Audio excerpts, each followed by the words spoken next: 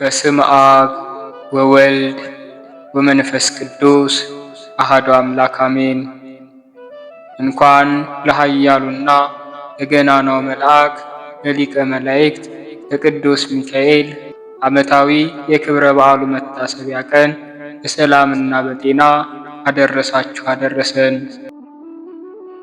ይህች ዕለት ጠባቂያችንና ጥላ ከለላችን ኃያሉ መልአክ ቅዱስ ሚካኤል ሕዝበ እስራኤልን በምድረ በዳ የመራበት፣ ባሕረ ኤርትራን ከፍሎ ያሻገረበት፣ ሕዝቡም በተራበ ጊዜ መናን ከሰማያት እያወረደ የመገበበት፣ ወዳጁ የሆነች ቅድስት አፎምያንም ከጠላት ዲያብሎስ ወጥመድ ያዳነበት፣ ዳግመኛም የሁላችንን የሕዝበ ክርስቲያኑን ልመናና ጸሎት ይዞ ለኃጢአታችንም ይቅርታንና ምሕረትን ለማሰጠት በልዑል ዙፋን ፊት የሚቆምበት ታላቅና የከበረ ዕለት ነው። ቅድስት አፎምያን ከጠላት ወጥመድ የጠበቀ የባህራንንና የተላሶንን የሞት ደብዳቤ የቀየረ የዱራታዎስንና የሚስቱን የቴዎብስታን ቤት በበረከት የሞላ እኛንም ወዳጆቹን ክንፈ ረድኤቱን በላያችን ላይ ዘርግቶ ከክፉ ነገር ሁሉ ይጠብቀን። ከያለንበት መከራና ጭንቀት ሁሉ አረጋግቶ እፎይታንና ረፍትን እንደዚሁም ሰላምን ይስጠን። ሀገራችን ኢትዮጵያንና ቤተ ክርስቲያናችንን በኃይሉና በስልጣኑ ይታደግልን። እንደዚሁም የሁላችንን ቤት በበረከትና በፍቅር የተትረፈረፈ ያድርግልን። አሜን። ውድና የተከበራችሁ የቻናላችን ቤተሰቦች ይህ የታላቁ መልአክ የበረከት ጸሎት ለብዙዎች እንዲዳረስና የብዙዎች ነፍስ እንዲጽናናበት ቪዲዮውን ላይክ እና ሼር ማድረጋችሁን አትርሱ። ለቻናሉም አዲስ ከሆናችሁ ሁልጊዜ በየቀኑ የሚለቀቁ የጸሎት መርሃ ግብራት እንዲደርሷችሁ ሰብስክራይብ በማድረግ የደወል ምልክቱን ይጫኑ። እንደዚሁም ለገናናው መልአክ ለቅዱስ ሚካኤል ያላችሁን ፍቅርና አክብሮት እርሱም በሕይወታችሁ ያደረገላችሁን ድንቅ ተአምራት በኮሜንት ላይ አስፍሩልን። ከዚህ በመቀጠል በወርኃ ሰኔ የሚጸለይ የመላእክት አለቃ የቅዱስ ሚካኤልን ድርሳንና የዕለቱን ስንክሳር እንደሚከተለው እናሰማለን። ከጅማሬያችን እስከ ፍጻሜያችን ድረስ የልዑል እግዚአብሔር ምሕረትና ይቅርታ የቅዱስ ሚካኤልም ምልጃና ጥበቃ ከሁላችን ጋር ይሁን ለዘላለሙ አሜን።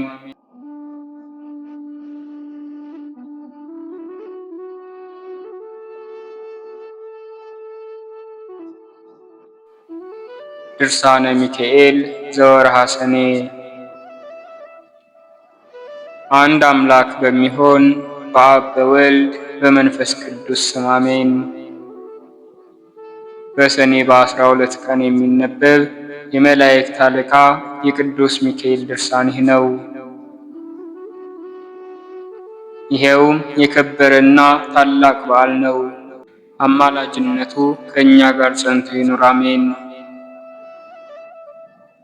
ይህ ድርሳን የኢትዮጵያ አብያተ ክርስቲያናት ተቀዳሚ የሆነችው የአክሱም ሊቀ ጳጳሳት አባ ዮሐንስ የተናገረው ነው።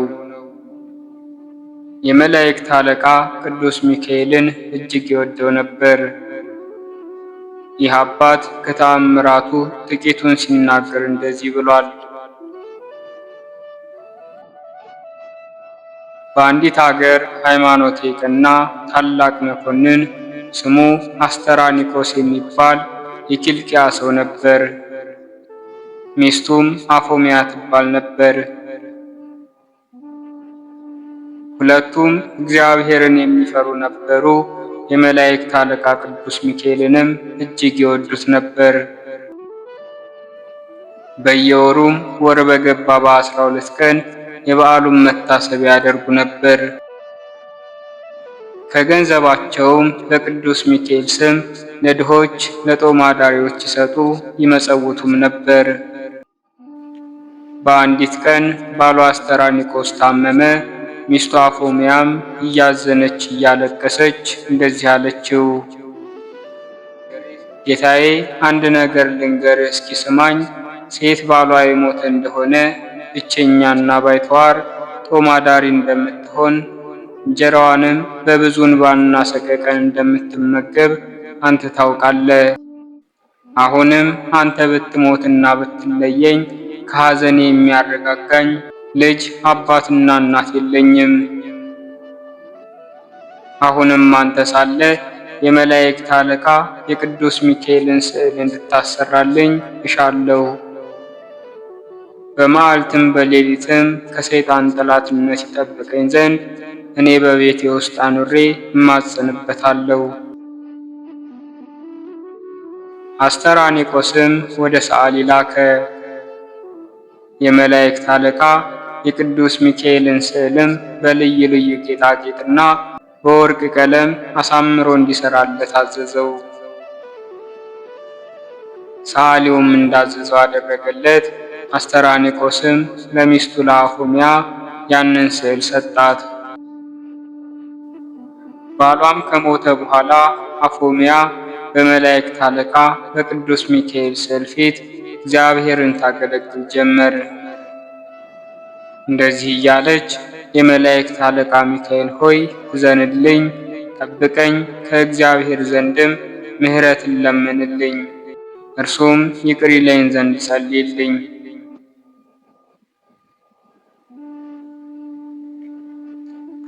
ከቀን ወደ ቀንም በጎ ምግባር ትጨምር ነበር። ለድሆችና ለጦም አዳሪዎችም ትራራ ነበር። ሰይጣንም የምትሰራውን በጎ ሥራ ባየ ጊዜ በእርሷ ቀና፣ ተቆጥቶም ብዙ ልጆች የያዙ ባልቴቶች ሴቶችን መስሎ ወደ እርሷ ሄደ። ሊቃወማት መጣ። ከቤቷ መግቢያ በርም ተቀመጠ። ሴቶች መስለው ከእርሱ ጋር የተኮለኮሉ ብዙ አጋንንትም ነበሩ።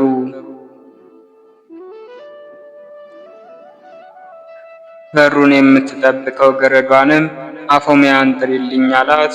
እርሷም ሄዳ ባልቴቶች ብዙ ልጆችን ይዘው ከሁለተኛው በር ተቀምጠዋል፣ አንቺንም ይፈልጋል አለቻት።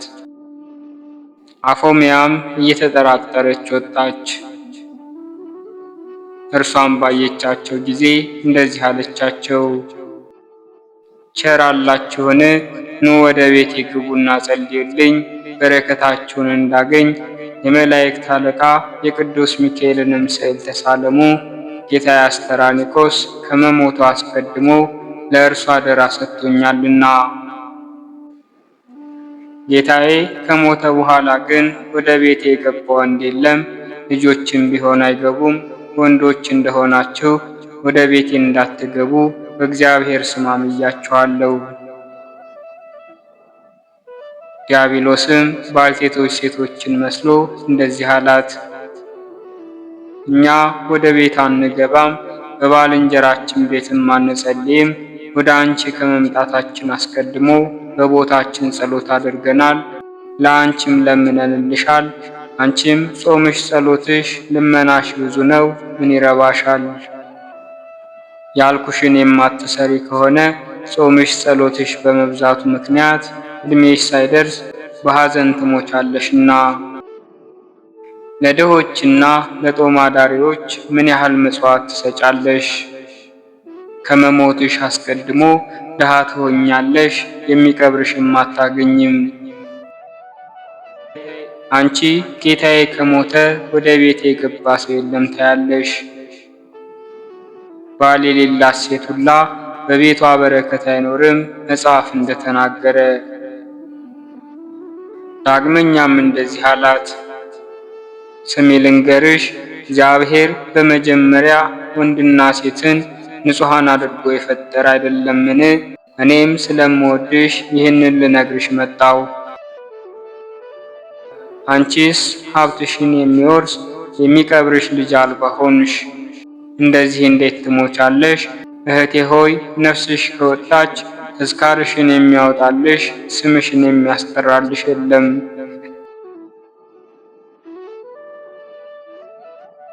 እኔ አኖሪዎስን ሚስት እንደሌለችው አይቻለሁ።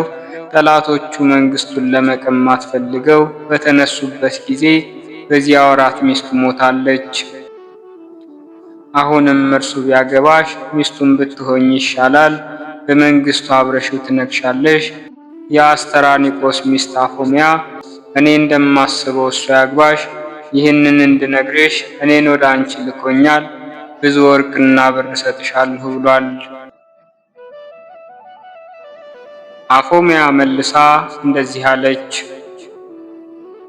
አባ ቆብህ መልካም ነው፣ አነጋገርህና ቃልህ ግን መጥፎ ነው፣ መልካምም አይደለም። ይህ ነገር ማለት አትጹሙ፣ አትጸልዩ፣ ለድሆችና ለጦም አዳሪዎች፣ ባል ለሌላቸው ሴቶች፣ አባትና እናት ለሌላቸው ልጆች ምጽዋትን አትስጡ ብሎ የነገረህ የትኛው መጽሐፍ ነው? ደግሞስ ይህንም ማለት ሴት ለሁለት ወንዶች ሚስት ትሁን፣ ወንድም ሁለት ሚስት ያግባ ብሎ ምን አይነት መጽሐፍ ነገረ? ይህንን ሕግ የሰራህ አንተ ነህን? ወይንስ የነገረህ ሌላ ሰው አለን? ወይንስ እኔን ወደ ኃጢአት ልትጥለኝ ትፈልጋለህ? እኛስ በጾምና በጸሎት በምጽዋትም ኃጢአት እንደሚሰረይ ሕግ በሚያዘው የተፈጸመ ጋብቻም ንጹሕ እንደሆነና ርኩሰት እንደሌለበት ከድሮ ሰምተናል። ዮናስም ታላቂቱ ከተማ ነነዌ እስከ 3 ቀን ድረስ በእሳት ትጠፋለች ብሎ ሰበከ። የነነዌ ንጉሥ ይህንን ሰምቶ በጾምና በጸሎት በብዙ ለቅሶና እንባ ምህላ እንዲደረግ አወጀ። የነነዌ ሰዎችም ንስሐ ገቡ። እግዚአብሔርም በደላቸውን ይቅር አላቸው። ንስሐም ስለገቡ ከጥፋት ዳኑ። ኢዮኤልም እንደዚህ ብሏል፣ አሁንም እግዚአብሔር አምላክ እንደዚህ አለ፣ በፍጹም ልባችሁ በጾም በጸሎት በሐዘን በለቅሶ ወደ እኔ ተመለሱ። ልብሳችሁን ሳይሆን ልባችሁን ቅደዱ፣ ወደ አምላካችሁ ወደ እግዚአብሔር ተመለሱ። ሩሩህ ይቅር ባይ ነውና፣ መዓቱ የራቀ ምሕረቱ የበዛ ነውና። ጌታችንም ኢየሱስ ክርስቶስ በቅዱስ ወንጌል ስለ ጾም እንደዚህ ብሏል፣ ሰው የሚድን በእንጀራ ብቻ አይደለም፣ ስለ ጸሎትም ወደ መከራ እንዳትገቡ ትጉና ጸልዩ ብሏል። ስለ ምጽዋትም ደግሞ አንድ ባለጸጋ መምህር ሆይ ምን አድርጌ ዘላለም ሕይወት እወርሳለሁ ብሎ በጠየቀው ጊዜ ጌታም ያለህን ሁሉ ሸጠህ ለውጠህ ለድሆችና ለጦም አዳሪዎች ስጥና ና ተከተለኝ ብሎታል። ስለ ጋብቻም ባልና ሚስት አንድ አካል ናቸው፣ እግዚአብሔር አንድ ያደረጋቸውን ሰው ሊለያያቸው አይችልም ብሏል። ከቅዱሳት መጻሕፍት የተገኙ እነዚህ ምስክሮች ጾም፣ ጸሎት፣ ምጽዋትም ደጋግ ሥራዎች እንደሆኑና ከፍተኛ ዋጋ እንዳላቸው ያስረዱናል። በሕግ የተፈጸመ ጋብቻም ክቡር ነው። እንግዲህ አንተ አይጠቅምሽም፣ ጾምሽን፣ ጸሎትሽን፣ ምጽዋትሽን ተይው እንዴት ትለኛለህ? ደግሞም እንዴት እስከ 2 አግቢ ትለኛለህ? ክርስቶስ በአንደበቱ አድሮ የሚናገርበት ሐዋርያ ጳውሎስም ለምዕመናን እንደዚህ እያለ ይዳኛል። መልእክታችሁን ወንጌልን እንዳታዋርዱ፣ እንዳታስነቅፉ ተጠንቀቁ። ሁልጊዜም ለጾምና ለጸሎት እንዲተጉ፣ ከዝሙት እንዲርቁና ሕጋዊ ጋብቻ እንዲያከብሩ ያዛል። ስለዚህም ወንድ በሚስቱ ተወስኖ ይኑር፣ ሴትም በባሏ ጸንታ ትኑር ይላል። እኔስ ስለ እርግብም እንኳን ባሏ ከሞተ ከሌላ ወፍ እንዳትቀላቀል ለምልክትም በጥፍሯ ምላሷን እንደምትሰነጥቅ ሌላ ወፍም በቀረባት ጊዜ እንደምትጮህና ባልንጀሮቿ እርሷን ረድተው እንደሚያባርሩት ሰምቻለሁ። አንተ ግን 2 አግቢ ትለኛለህ? ይህ ሥራ የሰይጣን ነው። አንተ ጎስቋላ፣ እኔስ አንተ ሰይጣን ትመስለኛለህ? ወይንም ሰይጣን አድሮብሃል ማለት ነው? እንዲያ ካልሆንክ ትሳለም ዘንድ የመላእክት አለቃ የቅዱስ ሚካኤልን ስዕል አመጣለሁ አለችው። አፎሚያም ይህንም ብላ ወደ ቤት ገባችና የቅዱስ ሚካኤልን ስዕል ይዛ መጣች። ሰይጣንም የመላእክት አለቃ የቅዱስ ሚካኤልን ስዕል ባየ ጊዜ ከነሰራዊቱ እንደ ወፍ ሆኖ በረረ። መለስ ብሎም አፎምያን ተናገራት፣ እንደዚህም አላት፦ ላስትሽ በነገሬም ላጠምድሽ ወደ አንቺ መጥቼ ነበር። አንቺ ግን አሸነፍሽኝ፣ አመለጥሽኝም። ነገር ግን ከእንጨትና ከወርቅ ከብር ተሰርቶ በቤትሽ ውስጥ ባለው በቅዱስ ሚካኤል ስዕል ምክንያት አትታበይ። እኔም አልለቅሽም፣ እጠባበቅሻለሁ እስከ በዓሉም እስከ ሰኔ 12 ቀን ድረስ። ያን ጊዜ በእግዚአብሔር መንበር ፊት ሲሰግድ ለሰዎችና ለፍጥረቱም ሁሉ ምሕረትን ሊያማልድ ይሄዳል። ያን ጊዜ እርሱ ወደ አንቺ አይመጣም። እኔም መጥቼ በቤትሽ ያለውን ስዕል አንስቼ በራስሽ ላይ እንዳፈር ፈጨዋለሁ።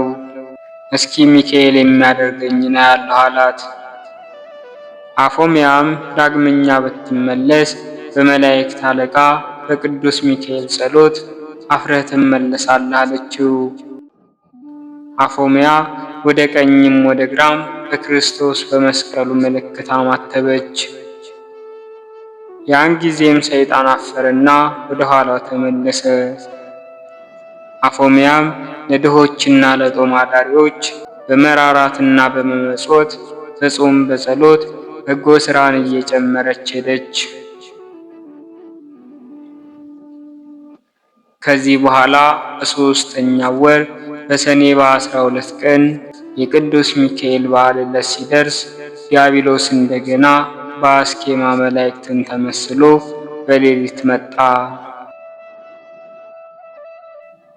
ጳውሎስ ራሱ ሰይጣን የብርሃን መልአክ መስሎ ይመጣል እንዳለ በእጁ የያዘው በትር የወርቅ ነበር። በዚያም በትር ላይ የመስቀል ምልክትና አምሳል አልነበረበትም። ከቤቷ ገብቶ እንደዚህ አላት፦ አፎምያ ሆይ ቸር አለሽን? ዕጣንሽና ጸሎትሽ በጎ ሥራሽ ወደ እግዚአብሔር ዙፋን ፊት ደረሰ። ፍጹም ደስ ይበልሽ። ስለ ሥራሽ ባለ በዘመንሽ ሁሉ እጠብቅሽ ዘንድ እግዚአብሔር ወደ አንቺ ላከኝ አላት። አፎምያም አንተ ማነህ? ስምህስ ማን ነው? አለችው። እርሱም የመላእክት አለቃ ሚካኤል እኔ ነኝ አላት። ሚካኤል በዚያች ቀን ማለትም በሰኔ 12 ቀን በበዓሉ ዕለት ወደ አንቺ አይመጣም። እርሱ ስለ ሰውና ስለ እንስሳ ምሕረትን ይለምን ዘንድ በእግዚአብሔር ዙፋን ፊት ሊሰግድ ይሄዳልና ብሎ ዲያብሎስ ሲናገር ሰምቻለሁ። ስለዚህ ዲያብሎስ እንዳይበረታታብሽ አንቺን ለመርዳት ከሰማይ ወረድኩ። አሁንም ለእኔ ልትሰግጅ ይገባሻል። መላእክቶቼን በሰማይ ትቼ አድንሽ ዘንድ ወደ አንቺ ወርጃለሁና። አፎምያም አንተ ሚካኤል ከሆንክ በእኔ ቤት እንዳለ እንደ ሚካኤል ስዕል አምሳል ምልክት ያለበት በትርህ ወዴት አለ? አለችው። ዲያብሎስም እንደዚህ አይደለም፣ በእኛ በመላእክት ዘንድ እንደዚህ ያለ ምልክት የለም አላት። ዳግመኛም አፎምያ ንጉሥ ማኅተም የሌለው ደብዳቤ ቢልክ የሚያምነው የለም። እንደዚሁ መላእክትም ከሰማይ በወረዱ ጊዜ የመስቀል ምልክት የሌለውን ይህስ መልክ አይደለም ብለው ይልቁታል እንጂ አይቀበሉትም። አንተ ሚካኤል ከሆንክማ ተቀብለ ትሳለመው ዘንድ ሄጄ የሚካኤልን ስዕል ላምጣልህ አለችው። ወዲያውኑ የክፉ የዲያብሎስ ፊት ተለውጦ እንደ ጨለማ ተራራ ሆነ። ዓይኖቹም እንደሚነድ እሳት፣ አፉም ጨለማ እንደሞላበት እንደ ታላቅ ገድል ሆነ። ሽታው እጅግ የከፋና የሚከረፋ ጢስ ከአፉ ይወጣ ነበር። አንቆ ሊገላትም ዘሎ በእጁ ያዛት። አፎምያንም ከአንቺ ጋር እሞታለሁ፣ ይህንን ሁሉ መከራ እንዴት ታመጭብኛለሽ? አላት። ከዚህ በኋላ በታላቅ ቃል ወደ መላእክት አለቃ ወደ ቅዱስ ሚካኤል አሰምታ ጮኸች። የመላእክት አለቃ ቅዱስ ሚካኤል ሆይ ከጠላቴ ከሰውም ሁሉ ጠላት መጥተህ አድነኝ አለችው። ከዚህ በኋላ የመላእክት አለቃ ቅዱስ ሚካኤል ያድናት ዘንድ ታላቅ ብርሃን ለብሶ ወረደ። ብርሃኑ ቤቱን ሁሉ ሞላው። ዲያብሎስም ቅዱስ ሚካኤልን እግዚአብሔር የሰጠኝ ጊዜ ሳይደርስ እንዳታጠፋኝ በእግዚአብሔር ስም አምልሃለሁ። ከዚህ በኋላ ስዕልህ ወዳለበትና ስምህ ወደ ተጠራበት አልደርስም። የመላእክት አለቃ ቅዱስ ሚካኤል ሆይ ቀድሞም እግዚአብሔር ከሹመቴ በሻረኝ ጊዜ የተዋጋኸኝ ከሰማይም ወደ ምድር የጣልከኝ አንተ ነህ አለው። ያን ጊዜም ቅዱስ ሚካኤል ዲያብሎስን አሳፍሮ አዋርዶ ተወው።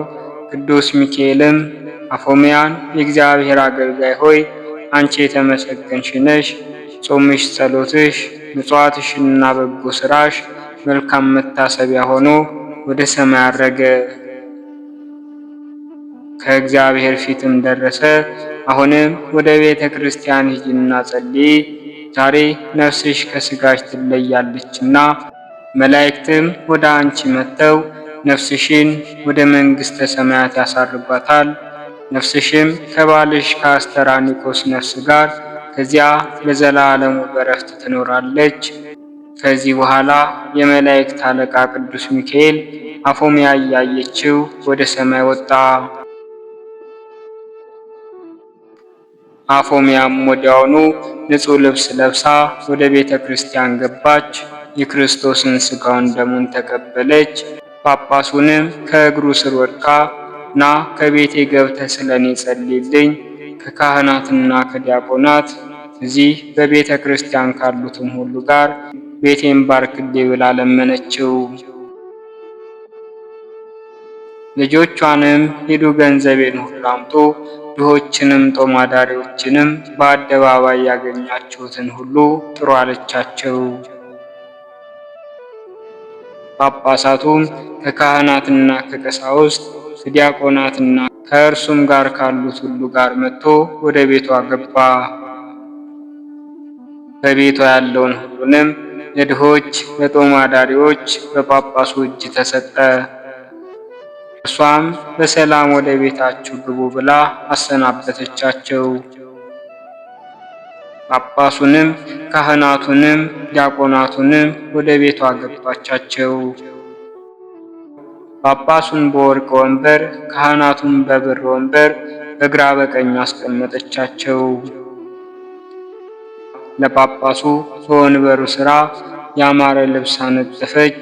ከዚህም በኋላ በመካከላቸው ቆማ እጇን ወደ ሰማይ ዘርግታ ወደ እግዚአብሔር ጸለየች።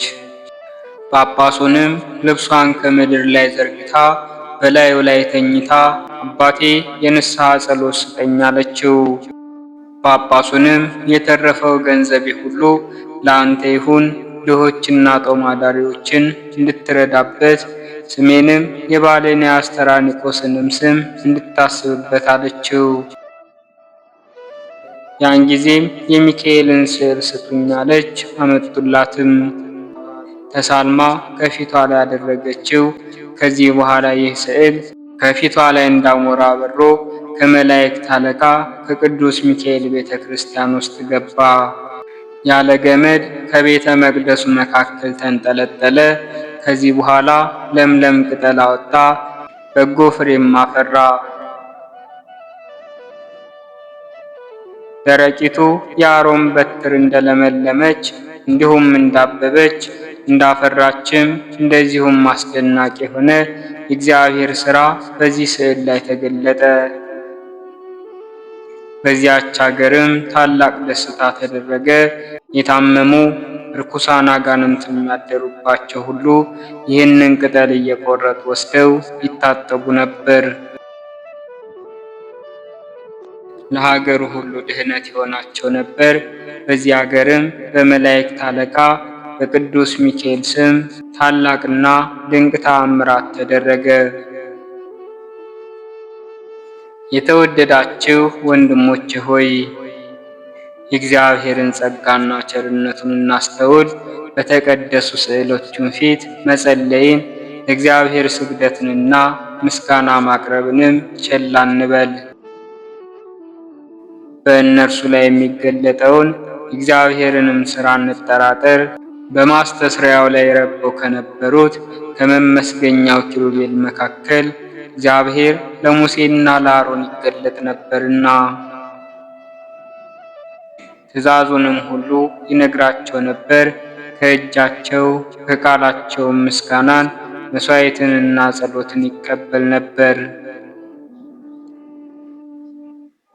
የሕዝቡንም ኃጢአት ያስተሰርይ ነበርና ይህም ረቂቅና ድንቅ ለሆነው ምስጢር ምልክት ነው።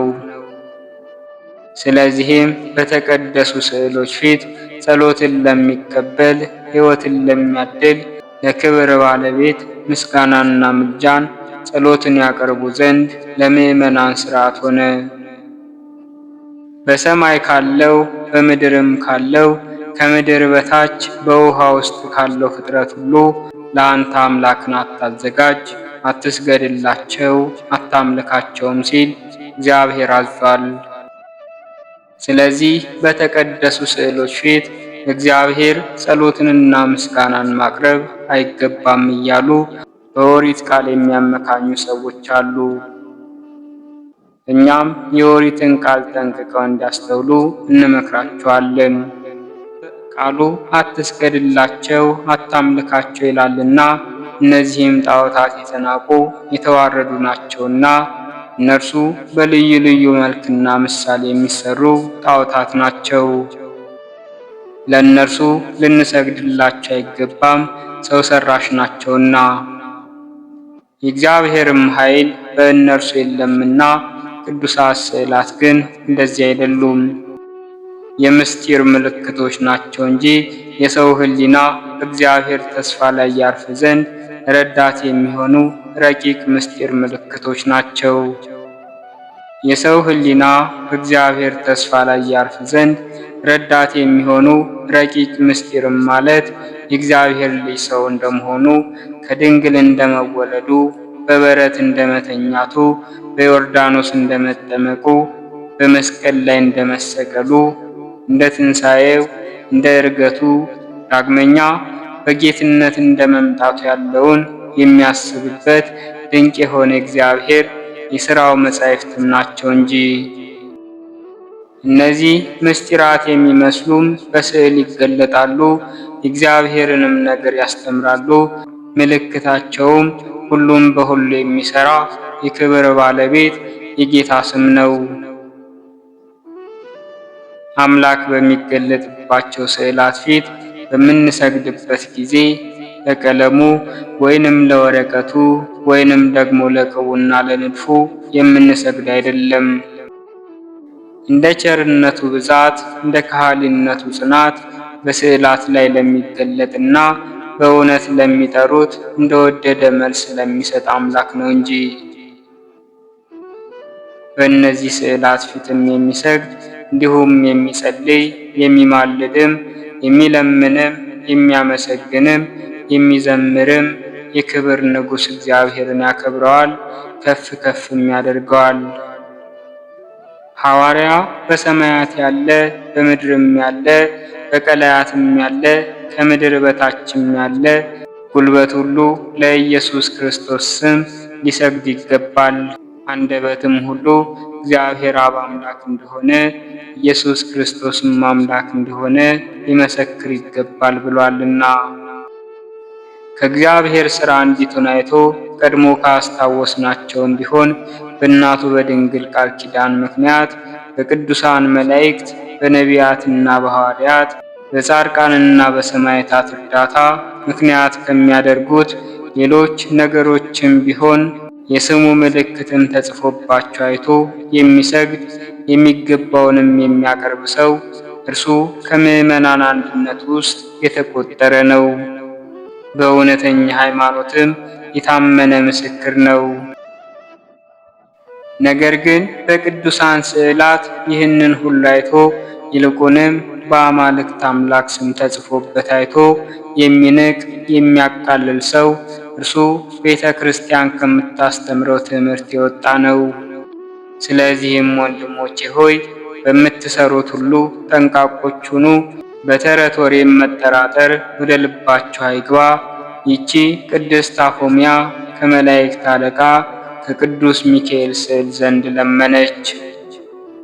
ስሙንም ጠራች። ፈጣሪው እንደሚረዳትም አመነች። በዚህም ሃይማኖት ከሰይጣን ወጥመድ አመለጠች። የማይጠፋውንም የሕይወት ተስፋ አገኘች። አሁንም የመላእክት አለቃ የቅዱስ ሚካኤል የፈጣሪው በረከትና ረድኤት የቅድስት አፎምያም አማላጅነት ከእኛ ጋር ይኑር ለዘላለሙ አሜን።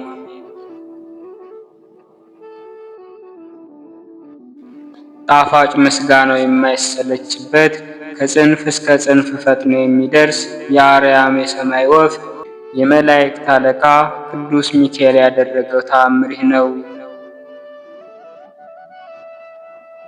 ልመናው ከሲኦል ረግረግ ያድነን፣ ከርጉም ተኩላ አፍ የሚያውጣን፣ ከክፉ የሰይጣን ወጥመድ የሚያድነን ለዘላለሙ አሜን። በቆጵሮስ ደሴት በመላእክት አለቃ በቅዱስ ሚካኤል ልመና የሚታመን እግዚአብሔርን የሚፈራ የክርስቶስ ወገን የሆነ አንድ ሰው እንደነበር ተነገረ። በከበረ በመላእክት አለቃ በቅዱስ ሚካኤል ስም ቤተ ክርስቲያን ይሠራ ዘንድ በልቦናው አሰበ። እርሱም እጅግ ያማረ ቤተ ክርስቲያንን ሠራ። ሥራውንም ከጨረሰ በኋላ በፍጹም ጌጥ አስጌጠው። ከዚህ በኋላ የመላእክት አለቃ የቅዱስ ሚካኤልን ቤተ ክርስቲያኑን ለመቀደስ ይመጡ ዘንድ ወደ ኤጲስቆጶሱና ወደ ካህናቱ ላከ። እርሱ ለቤተ ክርስቲያኑ ማስባረኪያ ታላቅ በዓልን አደረገ። ካህናቱና ዲያቆናቱም የክርስቲያን ወገኖች ምዕመናንም ሁሉ የመላእክት አለቃ የቅዱስ ሚካኤል ቤተ ክርስቲያን በሚከበርባት በዚያች ቀን ተሰበሰቡ። ወደ ቤተ ክርስቲያኑም ውስጥ ገብተው ቆሙ። ያን ጊዜ ኤጲስቆጶሱ እንደሚገባው ሕግና ሥርዓት የቅዳሴውን ጸሎት ጀመረ። በዚህችም አገር ጋኔን ያደረበት አንድ አይሁዳዊ ሰው ነበር። መላ አካሉ ለምጻም ነበር። እየተጨነቀ ጥርሱን ያፋጭ ነበር። በብዙም የሚታመም ነበር። በክፉ ደዌ የሚጨነቅ ነበር። ከደዌውም ጽናት የተነሳ አካሉ ሁሉ እንደ ድንጋይ ደርቆ ነበር። የመላእክት አለቃ የቅዱስ ሚካኤል ቤተ ክርስቲያን የሚባረክበት ቀን እንደደረሰ በሰማ ጊዜ ከተኛበት ተነስቶ ልብሱን ለውጦ የክርስቲያን ልብስ ለብሶ ክርስቲያንን መስሎ ከቤተ ክርስቲያን ገብቶ ከሕዝቡ ጋር አብሮ ቆመ። ኤጲስቆጶሱም ስለ ቤተ ክርስቲያኑ መባረክ የሚያደርገውን ጸሎት በጨረሰ ጊዜ የተጸለየበትን ውሃ በቤተ ክርስቲያን ቅጽርና በግንቦቿ ሁሉ ላይ ረጨ።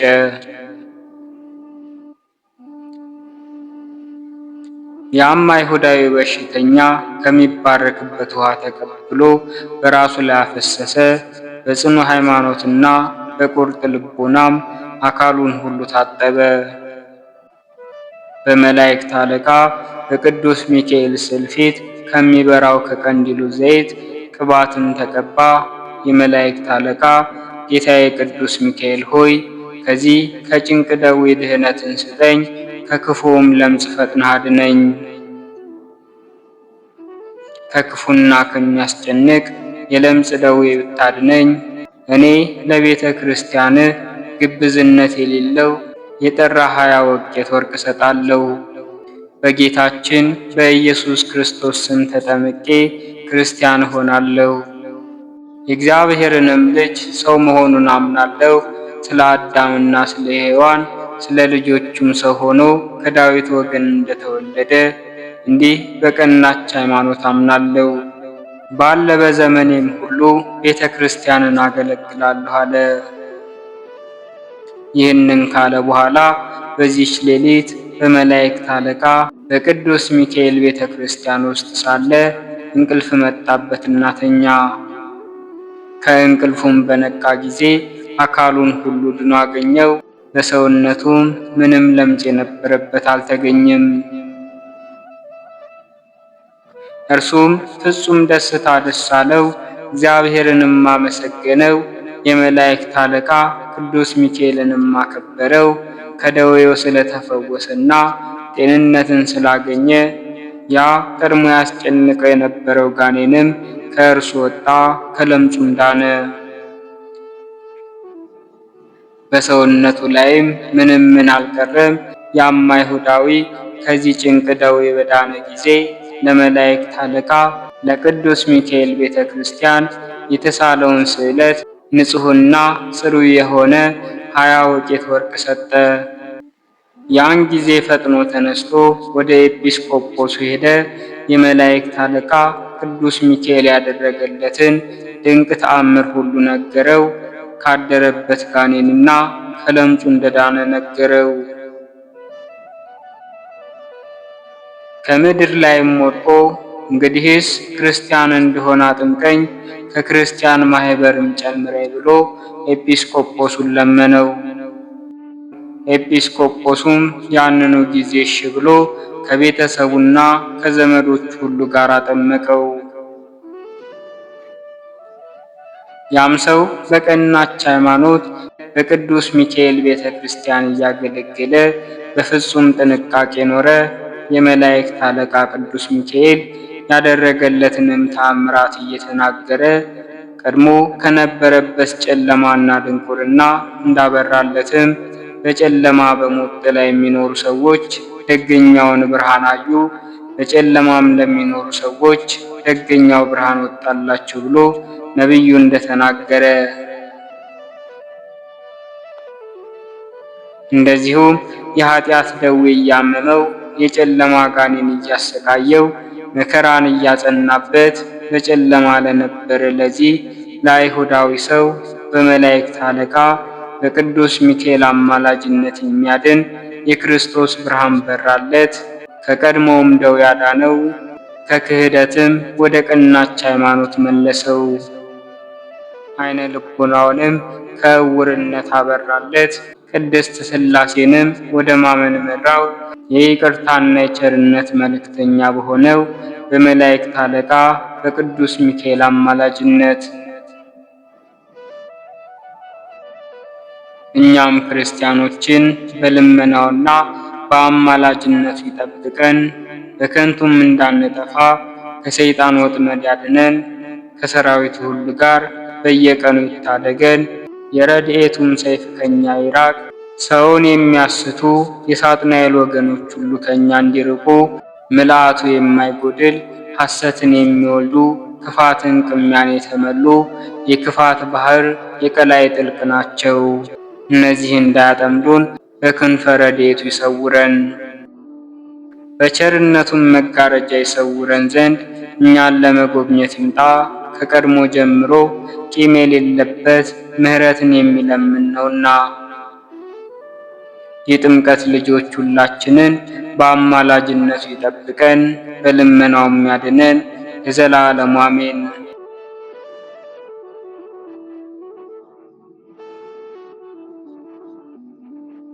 በወርሃ ሰኔ በ12ኛው ቀን የሚነበብ የስንክሳር መጽሐፍ። አንድ አምላክ በሆነ በአብ በወልድ በመንፈስ ቅዱስ ስም ሰኔ 12 በዚህች ዕለት የከበረ የመላእክት አለቃ የመልአኩ የሚካኤል የመታሰቢያውን በዓል ያከብራሉ። የሚያከብሩበትም ምክንያት እንደዚህ ነው። እስክንድሪያ በምትባል ከተማ አክላወባጥራ የተባለች ንግሥት የንጉሥ በጥሊሞስ ልጅ ዙሃል በሚባል ኮከብ ስም ያሰራችው ታላቅ ምኩራብ ነበርና በየዓመቱ ሰኔ በባተ በ12 ቀን በዚያ ምኩራብ ሕዝቡ ተሰብስቦ ታላቅ በዓልን ያደርጉ ነበር። በዚያም ምኩራብ ውስጥ ዙሃል የሚሉት ታላቅ የናስ ጣዖት ነበርና በዓሉ በሚከበርበት ዕለት ብዙ ፍሪዳዎችን ያርዱለት ነበር። አባ እለእስክንድሮስም እስከ ተሾመበት ዘመን ድረስ ለዚያ ጣዖት እንደዚህ ሲያደርጉ ኖሩ። ይኸውም 300 ዓመተ ምህረት ተፈጽሞ በአራተኛው ምዕት ውስጥ ነበር። አባ እለእስክንድሮስ በእስክንድሪያ ከተማ ሊቀ ጵጵስና በተሾመ ጊዜ ጻድቅ ቆስጠንጢኖስን በነገሰ ጊዜ የክርስትና ሃይማኖት ስለተስፋፋች ያን ጣዖት ሊሰብረው ወዶ ሳለ ጎስቋሎች ሰዎች ከለከሉት። እንደዚህም አሉት፣ እኛ በዚህ ቦታ ይህንን በዓል ማክበርን ለምደናል። እነሆ ካንተ በፊት 18 ሊቃነ ጳጳሳት አልፈዋል። ይህንን ልማዳችንም አልለወጡብንም። አባ እለእስክንድሮስ ግን ገሰጻቸው፣ አስተማራቸውም። ስህተታቸውንም በመግለጥ እንደዚህ ብሎ አስተማራቸው። ይህ ጣዖት የማይጎዳና የማይጠቅም ነው። እርሱንም የሚያመልክ ሰይጣናትን ያመልካቸዋል። ምክሬንስ ብትሰሙ ቀድሞ እንደነበር አድርጌ ይህንን በዓል እሰራላችኋለሁ። ይኸውም ጣዖቱን እንድንሰብረው ምኩራቡንም እንድንባርከውና በከበረ መልአክ በመላእክት አለቃ በቅዱስ ሚካኤል ስም ቤተ ክርስቲያንን አድርገን እንድንሰይመው ነው። እኛም ይህን ታላቅ በዓል እንሰራለን። የሚታረዱትም ላሞችና በጎች ለድሆችና ለጦም አዳሪዎች ለችግረኞችም በከበረው መልአክ ስም ምግብ ይሁኑ። እርሱ በእግዚአብሔር ዘንድ ባለሟልነት ያለው ስለሆነ ስለኛ ይማልዳልና። ይህንንም ብሎ በዚህ በጎ ምክር አስወደዳቸው፣ እነርሱም ታዘዙለት። ከዚህም በኋላ ያንን ምኩራብ አድሰው በዚህ የከበረ መልአክ የመላእክት አለቃ ሚካኤል ስም ቤተ ክርስቲያን አደረጉት። በዚህችም ዕለት አከበሯት። እርሷም የታወቀች ናት። እስላሞችም እስከ ነገሱበት ዘመን ኖራ ከዚያ በኋላ ፈረሷት። ይህም በዓል ተሰራ፣ እስከ ዛሬም ጸንቶ ይኖራል። ዳግመኛ በዚህች ዕለት እግዚአብሔር የመላእክት አለቃ ቅዱስ ሚካኤልን በነገዱ ውስጥ በመላእክት ሁሉ ላይ በብዙ ክብር ሾመው። ይህም የከበረ መልአክ ክብር ይግባውና በጌታችን ፊት ስለ ሰው ልጆችና ስለ ፍጥረትም ሁሉ ይለምናል ይማልዳልም። የዚህ የከበረ የመላእክት አለቃ ሚካኤል ተአምራቱ ብዙዎች ናቸው። ከእነርሱም አንዱ ይህ ነው። እግዚአብሔርን የሚፈራ አንድ ሰው ነበረ። እርሱም የከበረ የሚካኤልን የበዓሉን መታሰቢያ በየወሩ በ12ኛው ቀን ይልቁንም በሰኔና በኅዳር ወር አብልጦ ያከብር ነበር። በጎረቤቱም ርኅራኄ የሌለው አንድ ባለጠጋ ሰው ነበር። ይህን እግዚአብሔርን የሚፈራ ሰው የከበረ መልአክ የሚካኤልን በዓል በሚያደርግበት ጊዜ ይጠላውና ያቃልለው ነበር። ለድሆች ስለ መራራቱም ይዘባበትበት ነበር።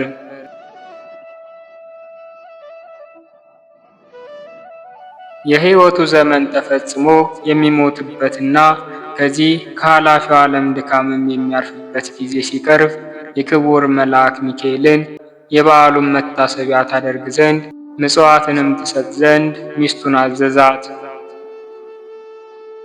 ከዚህም በኋላ አረፈና ገንዘው ቀበሩት። ሚስቱም ጸንሳ ነበረች። የመውለጃዋ ጊዜም ደርሶ ምጥ ያዛት። በታላቅ ጭንቀት ውስጥም ሳለች እንደዚህ ብላ ጸለየች። የእግዚአብሔር መልአክ ሆይ ራራልኝ፣ በእርሱ ዘንድ ባለሟልነት አለህና በእግዚአብሔር ዘንድ ስለ እኔ ለምንልኝ። ይህንንም ባለች ጊዜ በቤቷ ውስጥ ብርሃን በራ፣ ከችግርም ዳነች። መልኩ ውብ የሆነ ወንድ ልጅንም ወለደች። የእግዚአብሔርም መልእክተኛ ቅዱስ ሚካኤል ከሰማይ ወርዶ ሕፃኑን እንደዚህ ብሎ ባረከው። ርኅራኄ የሌለውን የዚህም ባለጸጋ ገንዘቡንና ሀብቱን ጥሪቱንም ሁሉ ይህ ሕፃን እንዲወርስ እግዚአብሔር አዟል። ባለጸጋውም በቤቱ በአልጋው ላይ ሳለ ጌታ ጆሮውን ከፍቶለት ይህንን ነገር ከመልአኩ ሰማ። ይህንንም በሰማ ጊዜ ታላቅ ሐዘን ደረሰበት። ሕፃኑንም የሚገድልበትን ምክንያት ይፈልግ ጀመር። ነገር ግን ክብር ይግባውና ጌታ ይጠብቀው ነበር። ከዚህም በኋላ ያ ባለጸጋ ምክንያት አዘጋጅቶ የሚያገለግለኝ ልጅ ይሆነኝ ዘንድ ልጅሽን ስጪኝ፣ እኔም እየመገብኩና እያለበስኩ አሳድገዋለሁ፣ ለአንቺም 20 ወቄት ወርቅ እሰጥሻለሁ አላት። ይህንንም ነገር ከባለጸጋው በሰማች ጊዜ ስለ ችግሯ እጅግ ደስ አላት። ልጇንም ሰጠችው። እርሱም 20ውን ወቄት ወርቅ ሰጣት። ልጇንም ወሰደው። የምሻውም ተፈጸመልኝ ብሎ ደስ አለው።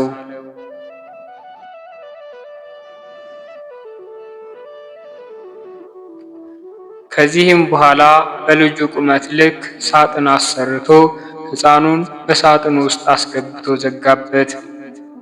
እስከ ባህርም ተሸክመው ወስደው በባህር ጣሉት። ክብር ይግባውና በጌታችን ፈቃድ ያ ሳጥን ሳይሰጥም ከዚያች አገር የ20 ቀን መንገድ ያህል ርቃ ወደምትገኝ ወደ አንዲት አገር ወደብ እስከሚደርስ በባህሩ ላይ ተንሳፈፈ። በባህሩም አካባቢ በጎቹን አሰማርቶ የሚጠብቅ አንድ ሰው ነበርና ሳጥኑን በውሃ ላይ ተንሳፎ አየው። እርሱም ከባህሩ አውጥቶ ወደ ቤቱ ወሰደው። ይህንንም ሳጥን እንዴት እንደሚከፍተው ያስብ ጀመር።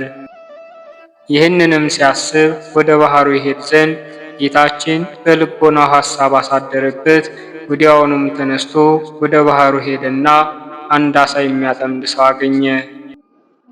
ዓሣ አጥማጁንም መረብህን በእኔ ስም ጣል፣ ለሚያዘውም ዓሣ ዋጋውን እሰጥሃለሁ አለው። አጥማጁም እንዳለው አደረገ። ያን ጊዜም ታላቅ ዓሣ ተያዘ። ዋጋውንም ሰጥቶ ዓሣውን ተቀበለ። ዓሣውንም ይዞ ወደ ቤቱ ሄደ። ለእራትም ይጠብሰው ዘንድ አረደው። በሆዱም ውስጥ መክፈቻ አገኘ። በልቡም ይህ መክፈቻ ይህንን ሳጥን ይከፍተው ይሆን አለ። በሳጥኑ ቀዳዳም ባስገባው ጊዜ ፈጥኖ ተከፈተ። በውስጡም ይህ ታናሽ ብላቴና ተገኘ። ልጅ የለውም ነበርና ታላቅ ደስታ ደስ አለው። ጌታችንንም አመሰገነው። ሕፃኑንም በመልካም አስተዳደግ አሳደገው።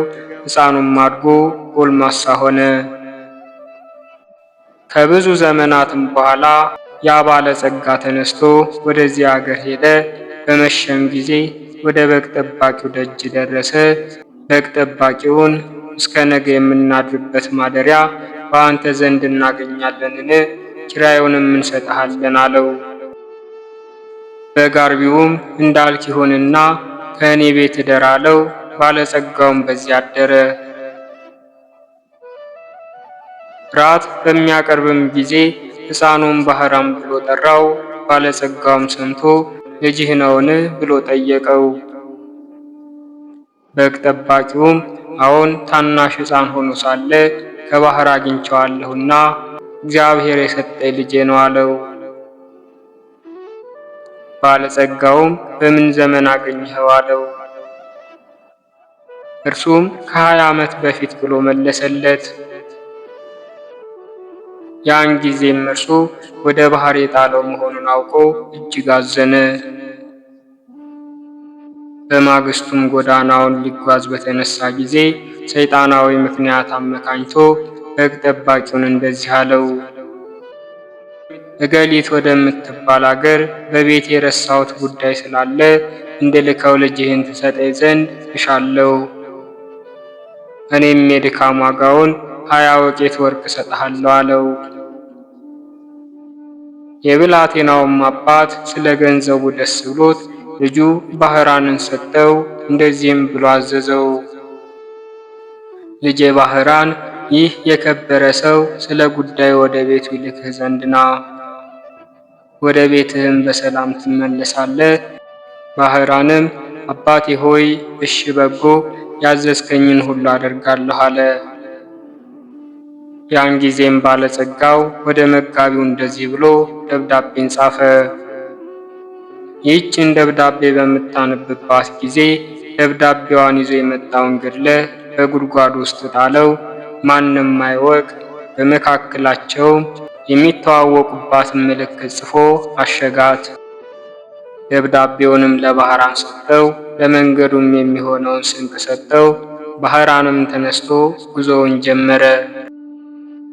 ሲጓዝም ሰንብቶ የአንዲት ቀን ጉዞ ሲቀረው እነሆ የመላእክት አለቃ የከበረ መልአክ ሚካኤል በንጉሥ ጭፍራ አምሳል በነጭ ፈረስ ላይ ተቀምጦ አንተ ጎልማሳ የያዝከው ምንድን ነው? አለው።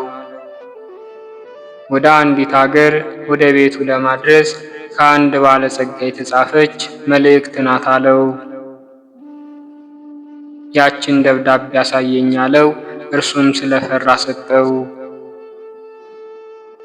በዚያንም ጊዜ የከበረው መልአክ ሚካኤል ያችን የሞት መልእክት ደመሰሳት። በእርሷም ፈንታ በንፋስ ለውጦ እንደዚህ ብሎ ጻፈ። ይህችን ደብዳቤ ይዞ ለመጣ ባህራን ለሚባል ሰው ይህች ደብዳቤ ደርሳ በምትነበብበት ጊዜ ልጄ ገሊትን አጋቡት፣ በውስጥና በውጭ ያለ ንብረቴንና ጥሪቴን፣ ወንዶችና ሴቶች ባሮቼን፣ ጠቅላላ ንብረቴንም አውርሸዋለሁና የፈለገውንም ሊያደርግ ስልጣን ሰጥቼዋለሁና እኔን አትጠብቁኝ። እኔ ብዙ ዘገያለሁ። የኔ ሹም እገሌ ሆይ በእኔና በአንተ መካከል ይህች ምልክት እነኋት። ከዚህ በኋላ አሽጎ ለባህራን ሰጠውና ወደ ባለጸጋው ቤት ሄደ። ይችን ደብዳቤ ለሹሙ ስጠው፣ በጎዳናም እኔ እንደተገናኘሁ አትንገረው፣ እንዳይገድልህም ይህን የሞት ደብዳቤ ለውጬልሃለሁ አለው። ባህራንም እሺ ጌታዬ፣ ያዘዝከኝን ሁሉ አደርጋለሁ አለ።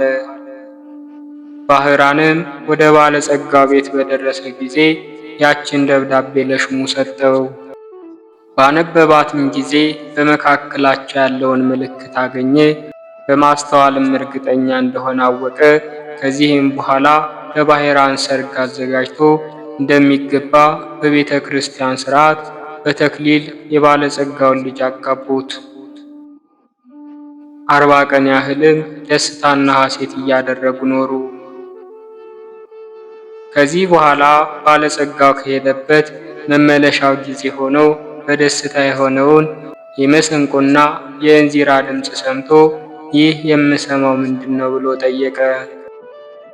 እነርሱም ስሙ ባህራን ለተባለ የአንተን ደብዳቤ ላመጣ ጎልማሳ ሰው ልጅህ እገሊትን አጋቡት፣ እነሆ ለ40 ቀናት በሰርግ ላይ ናቸው። ገንዘብህንና ጥሪትህን ሁሉ ወንዶችና ሴቶች ባሮችህን አንተ እንዳዘዝክ ሰጥተውታል አሉት። ይህንንም በሰማ ጊዜ ደንግጦ ከፈረሱ ላይ ወደቀ፣ በድንገትም ሞተ። ባህራንም በጎ ሥራዎችን የሚሠራ ሆነ። የተገለጸለትና ከመገደል ያዳነው የመላእክት አለቃ የከበረ መልአክ ሚካኤል እንደሆነ ሊገድለው የሚሻውን የባለጸጋውን ጥሪቱን ሁሉ ያወረሰውም እርሱ እንደሆነ ተረዳ።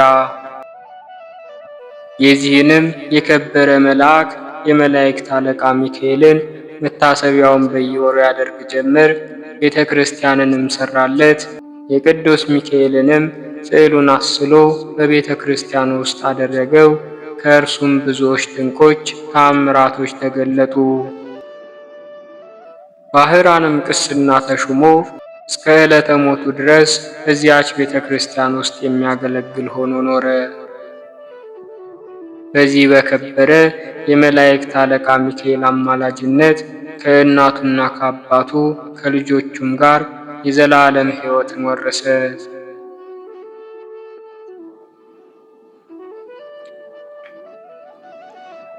መድኃኒታችን በተነሳበትም ቀን ይህ ክቡር መልአክ ሚካኤል ከውስጠኛው መጋረጃ ውስጥ ገብቶ በክብር ባለቤት ፊት እንደዚህ እያለ ይለምናል።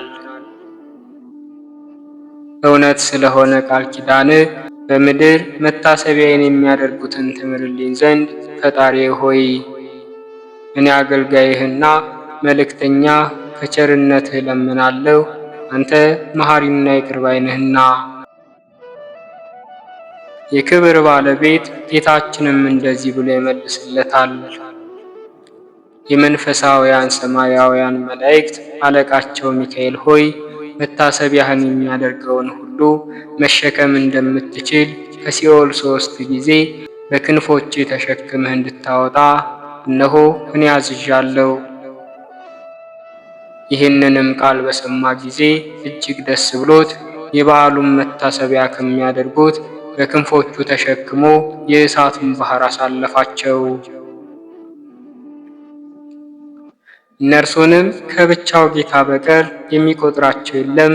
ስለዚህም የዚህን ታላቅ የከበረ የመላእክት አለቃ የቅዱስ ሚካኤልን የበዓሉን መታሰቢያ ለማድረግ መታገል ይገባናል። እርሱ ከሰይጣን ወጥመድ ያድነን ዘንድ በዘመናችን ሁሉ የሚጠብቀን ዘንድ ኃጢአታችንን የሚያስተሰርይ ዘንድ መከራችንን የሚያረግ ዘንድ የምድራችንንም ፍሬ ባርክ ዘንድ ፈቃዱንም ለመስራት ይረዳን ዘንድ ከእኛ ወገን የሞቱትን የነፍስ ረፍትን ይሰጥ ዘንድ ወደ መንገድ የሄዱ አባቶቻችንና ወንድሞቻችንን ሁሉ ወደ ቤቶቻቸው በሰላም በጤና ይመልሳቸው ዘንድ በመካከላችንም ፍቅርን ያደርግልን ዘንድ እስከ መጨረሻይቱም ሕቅታ ድረስ በቀናች ሃይማኖት ያጸናን ዘንድ በእግዚአብሔር ፊት ስለኛ ይለምናል።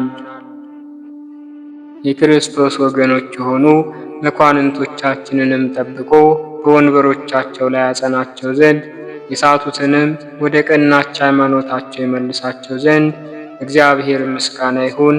እኛንም በዚህ መልአክ አማላጅነት ይማረን ለዘላለሙ አሜን።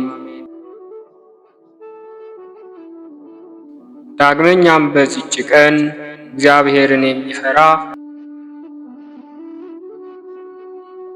በዚችም ዕለት ለአባቶች ሊቃነ ጳጳሳት 6ኛ የሆነ የእስክንድርያው ሊቀ ጳጳሳት አባ ዮስጦስ አረፈ። ይህም የከበረ አባት ከእስክንድርያ ሀገር ሰዎችም የተማረ አዋቂ ሰው ነበር። እርሱንም ከእናትና አባቱ ከሌሎችም ብዙዎች ሰዎች ጋር የክርስትና ጥምቀትን ወንጌላዊ ማርቆስ አጠመቀው። ከዚህም በኋላ አናጉንስጢስነት ሾመው። ከአናጉንስጢስነትም በኋላ ዲቁና ሾመው። በቅዱሳን ያኖት ዘንድ እያገለገለው የቤተ ክርስቲያን መጻሕፍትን በመማር አደገ። ሕዝቡንም ሁልጊዜ ይመክራቸውና ይገስጻቸው፣ ያስተምራቸውም በቀናች ሃይማኖት የሚያጸናቸው ነበር። አባ ብርሜዎስም ባረፈ ጊዜ ያለ ፈቃዱ ወስደው በእስክንድርያ ከተማ ሊቀ ጵጵስና ሾሙት። በግብፅ አገር ያለች ቤተ ክርስቲያንንም በመልካም አጠባበቅ እንደሚገባ ጠበቃት። በወንጌላዊ ማርቆስ ወንበርም 12 ዓመት ከኖረ በኋላ በሰላም አረፈ። ለእግዚአብሔር ምስጋና ይሁን። እኛንም በጸሎቱ ይማረን፣ በረከቱም ከኛ ጋር ትኑር ለዘላለሙ አሜን። በዚህችም ዕለት ለአባቶች ሊቃነ ጳጳሳት 67ኛ የሆነው የእስክንድርያ ሊቀ ጳጳሳት አባ ቄርሎስ አረፈ። ከእርሱ አስቀድሞ የነበረ አባ ገብረ ክርስቶስ ባረፈ ጊዜ ኤጲስቆጶሳትና የሕዝብ አለቆች ተስማምተው ወደ አስቄጥስ ወደ አባ መቃርስ ገዳም ወጡ። ለዚች ለከበረች ሹመትም የሚገባውን እየመረመሩ 2 ወራትን ያክል ኖሩ። በአባ ዮሐንስ አጺር ገዳም የትንቢት መንፈስ ያደረበት ስሙ ገብረ ኢየሱስ የሚባል አንድ ሰው ነበር። ለእርሱም የእግዚአብሔር መልአክ ተገልጾለት እንደዚህ አለው።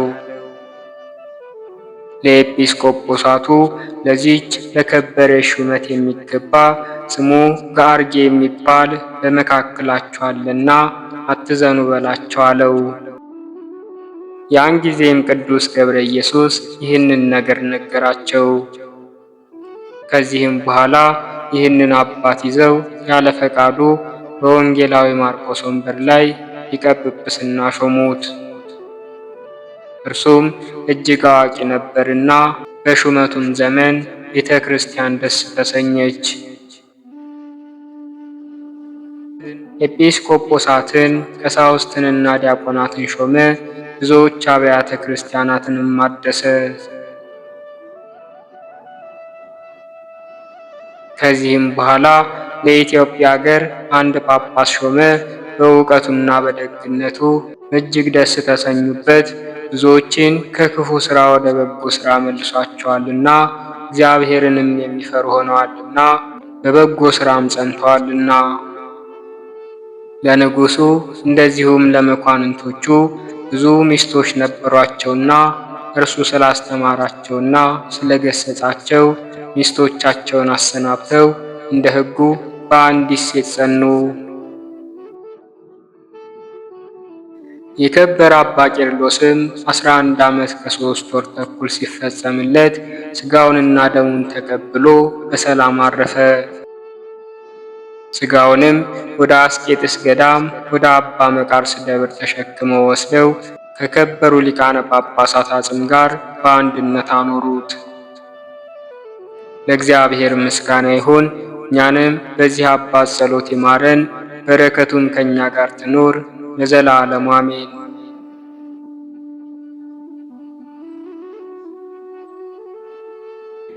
ዳግመኛም በዚህች ዕለት የተባረከና የተመሰገነ በሰማያት ያለ ምስጢርን ያየ የኢትዮጵያ ንጉሥ ላሊበላ የዕረፍቱ መታሰቢያ ሆነ።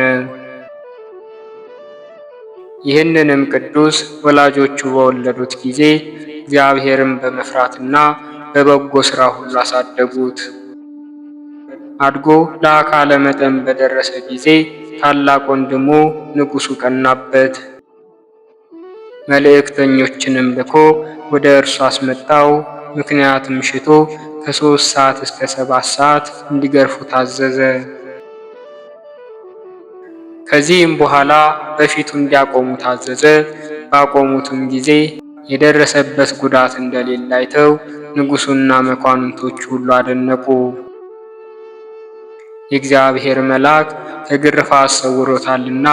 ከዚህም በኋላ ወንድሙ ንጉሥ በአንተ ላይ ስላደረግኩት ክፉ ሥራ ወንድሜ ሆይ ይቅር በለኝ ብሎ ለመነውና እርስ በእርሳቸው ታረቁ።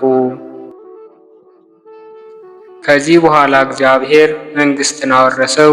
መንግሥትንም በያዘ ጊዜ እግዚአብሔርን በሚያገለግልበት ሥራ በረታ። ሁልጊዜም ለድሆች ለምስኪኖችና ለችግረኞች ይመጸውት ነበር። ክብር ይግባውና ጌታችንም የፍቅሩን ጽናት ባየ ጊዜ የእግዚአብሔር መልአክ ተገለጠለት፣ ወደ እርሱም ወደ ሰማያት አወጣው። 10ሩን አብያተ ክርስቲያናትንም እንዴት እንደሚሰራቸው አሳየው። እነርሱም ስራቸው ልዩ ነው። ተመልሶ መንፈስ ቅዱስ እንዳራቀቀው በአስደናቂ ጥበብ አነጻቸው። እነዚህንም አብያተ ክርስቲያናት አንጾ በፈጸመ ጊዜ መንግሥቱን ለወንድሙ ልጅ አወረሰ። ከዚህም በኋላ ክብር ይግባውና ጌታችን ኢየሱስ ክርስቶስ በብርሃን ሰረገላ ተቀምጦ የሚያስፈራ መብረቅን የተጎናጸፉ አእላፋት ሰራዊቶቹ ዙሪያውን ሆነው ወደ እርሱ መጥቶ እንደዚህ አለው። ወዳጄ ላሊበላ ሆይ ሰላም ይሆንልህ። እኔ በማይታበል ቃል እነግርሃለሁ። ማደሪያ በክብር ሁሉ ከከበሩ ከ12ቱ ሐዋርያቶቼ ጋር ይሁን። በጸሎትህና በቃል ኪዳንህ ለሚታመን እምነቱ እንደ ጴጥሮስና እንደ ጳውሎስ ደም መፍሰስ ይሆንለታል። ወደ ቤተ መቅደስህም የሄደ በኢየሩሳሌም ወዳለው ቤተ መቅደሴ እንደሄደ ይሆንለታል። መቃብርህንም የተሳለመ የሥጋዬን መቃብር እንደተሳለመ ይሆንለታል። በዓመታቱ ወሮች ሁሉ የተራቡትን እያጠገበ የተጠሙትንም እያጠጣ መታሰቢያህን ለሚያደርግ እኔ የተሰወረ መና መግበዋለሁ፣ የሕይወት ጽዋንም አጠጣዋለሁ። በመታሰቢያህ ቀንም ዕጣን ወይንም ስንዴ የሚያገባውን እኔ በኢየሩሳሌም ሰማያዊት በውስጠኛው መጋረጃ አስቀምጬ ከተቆረሰው ሥጋ ያቆርበዋለሁ። በአማላጅነትህም እየታመነ የገድልህንና የቃል ኪዳንህን መጽሐፍ የሚጽፈውን የአንተ ስም በተጻፈበት ቦታ እኔ ስሙን እጽፋለሁ። በፍጹም ልቡ ለሚያምን ይህን የማይታበል ቃል የተናገርኩ የሕያው እግዚአብሔር ልጅ እኔ ኢየሱስ ክርስቶስ ነኝ አለው። ላሊበላም ይህንን ቃል ኪዳን ስላጸናለት ክብር ይግባውና ጌታችንን እያመሰገነ በምድር ላይ ወድቆ ሰገደ። ጌታችንም ሰላምታ ሰጥቶት በክብርና በምስጋና ወደ ሰማያት አረገ። ከዚህም በኋላ ጥቂት ሕመምን ታሞ በሰላም አረፈ። ነፍሱንም የብርሃን መላእክት ተቀብለው የዘላለም ሕይወት ማደሪያ ወደሆነ ወደ ማረፊያው አስገቡት። ለእግዚአብሔር ምስጋና ይሁን። እኛንም በጸሎቱ ይማረን፣ በረከቱም ከእኛ ጋር ትኑር ለዘላለሙ አሜን። አነሳስቶ ላስጀመረን አስጀምሮም ላስፈጸመን ለልዑል አምላካችን ክብርና ምስጋና ይድረሰው። የሊቀ መላእክት የቅዱስ ሚካኤልም ምልጃና ጥበቃ ከሁላችን ጋር ይሁን። የቅዱሳኑም ሁሉ ጸሎት ይርዳን እስከ ዘላለሙ ድረስ አሜን። ወስብሐት ለእግዚአብሔር ወለወላዲቱ ድንግል ወለመስቀሉ ክቡር። ይቆየን።